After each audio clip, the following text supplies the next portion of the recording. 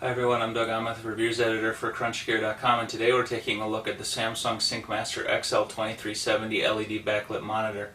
Can you imagine if that's how I did reviews? You know, some people actually do video reviews like that, but it's like a robot. I'm not a robot, I'm a boy, I'm a human boy with feelings.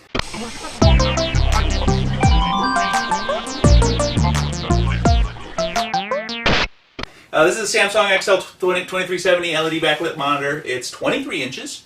It's got a dynamic contrast ratio of 5 million to 1, which is ridiculous. The static contrast ratio is 1,000 to 1, which is still pretty good.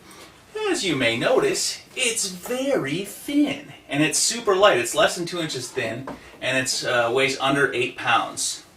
Now, because of that, you won't have anything like, Visa mounts. You can't mount it on the wall. That's unfortunate. And there's no built-in speakers.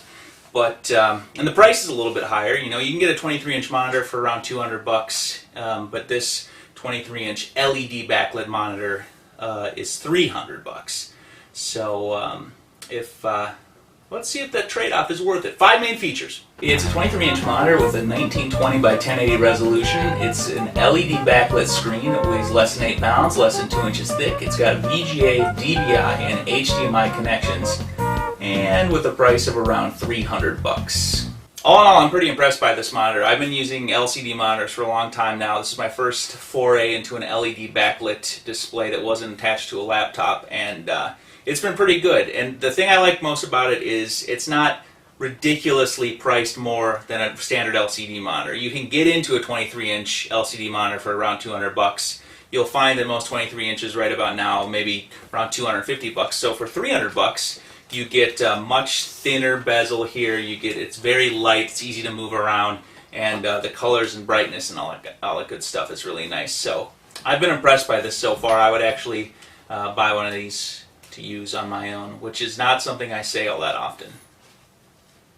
And I have to send this back. It's not a keeper. So it's not like I'm trying to butter up Samsung. I mean, they're in a whole different world than me. They're across the sea. I never even meet anyone from Samsung, the actual Samsung headquarters. I mean, that'd be nice, but. And let's take a look at the pros and cons here. It's priced to move at $300. It's unbelievably thin and light, and you get bright colors, great image quality. Very good LED backlit monitor. You're going to like it. No built-in speakers. The touch-sensitive control buttons are kind of iffy. And like I said, there's no Visa mounts, but I can't really hold that against it since, it's only 2 inches thick.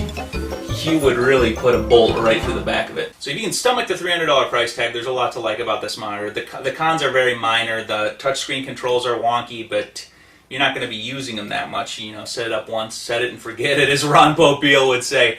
And the lack of Visa mounts in the back, you can't really count that because the thing's only 2 inches thick. There's no way you could, it's not that they left it out. And no built-in speakers. I've actually made that a con for some of the stuff I've written on Crunch Gear, and people in comments have said, who cares about no speakers? So I will say, who cares about no speakers? And you do have output, so if you use the HDMI input, you do have digital audio out and standard audio out, so you can route it out through the speakers if you want to do that. But for $300, it's just marginally more expensive than a 23-inch LCD screen, so the LED backlit display, you get much thinner bezel, very light. I'm impressed by this monitor. It's a pretty good choice. Doug Amos, crunchgear.com.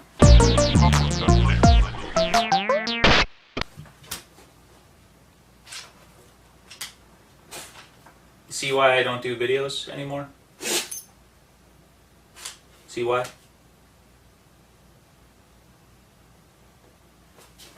All you care about is yourself.